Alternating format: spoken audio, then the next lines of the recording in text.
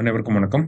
இன்றைய இன்னைக்கு நம்ம prelims and mains point of வியூல என்ன கொஸ்டின்ஸ் இருக்கு அப்படிங்கிறத பார்ப்போம்.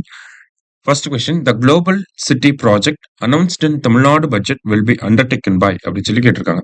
தமிழ்நாடு பட்ஜெட்டில் அறிவிக்கப்பட்ட குளோபல் சிட்டி திட்டம் யாரால் மேற்கொள்ளப்பட உள்ளது அப்படின்னு சொல்லி கேட்டிருக்காங்க.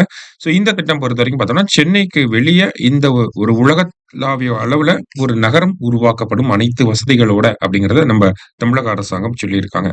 ஸோ இந்த ப்ராஜெக்டோட ஃபர்ஸ்ட் ஃபேஸ் யார் எடுத்து பண்ண போறாங்க அப்படின்னா டிட்கோ தான் எடுத்து பண்ண போறாங்க. சரியா? அடுத்தது, India's first hydrogen train will run இன் அப்படின்னு சொல்லி கேட்டிருக்காங்க. இந்தியா கிட்டத்தட்ட பார்த்தோம்னா 35 ஹைட்ரஜன் ட்ரெயின் வந்து ப்ரிப்பேர் பண்ணிட்டு இருக்காங்க, பில்ட் பண்ணிட்டு இருக்காங்க. யாருன்னா ஐசிஎஃப் பெரம்பூர் இருக்காங்க இல்லையா?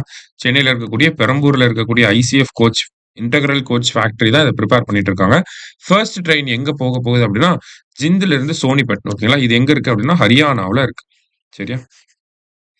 அடுத்தது, India's rank in future of free speech survey அப்படின்னு சொல்லி கேட்டிருக்காங்க. பேச்சு சுதந்திரத்தின் எதிர்காலம் குறித்த கணக்கெடுப்பில் இந்தியாவின் தரவரிசை என்ன அப்படின்னு பார்த்தோம்னா மொத்தம் 33 நாடுகள்ல இந்தியா 24வது இடத்துல இருக்கு. முதல் இடத்துல டென்மார்க் அப்படிங்கிற நாடு இருக்கு. சரிங்களா? அடுத்தது, which central bank of the world has won the 2025 digital transformation award of London's central banking அப்படின்னு சொல்லி கேட்டிருக்காங்க. லண்டனின் மத்திய வங்கியின் 2025 டிஜிட்டல் உருமாற்ற விருதை வென்ற உலகின் எந்த மத்திய வங்கி அப்படின்னு சொல்லி கேட்டிருக்காங்க. ஓகேவா? யார் இதை வின் பண்ணிருக்காங்க அப்படின்னா நம்ம ரிசர்வ் பேங்க் தான் வந்து வின் பண்ணிருக்காங்க.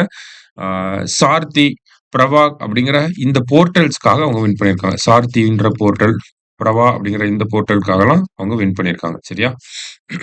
அடுத்தது, national vaccination day is observed on அப்படின்னு சொல்லி கேட்டிருக்காங்க. தேசிய தடுப்பூசி தினம் என்று அனுசரிக்கப்படுகிறது அப்படின்னு பார்த்தோம்னா மார்ச் 16ஆம் தேதி. சரிங்களா? இன்னைக்கு 5 கொஸ்டின்ஸ் பார்த்திருக்கோம். தேங்க்யூ.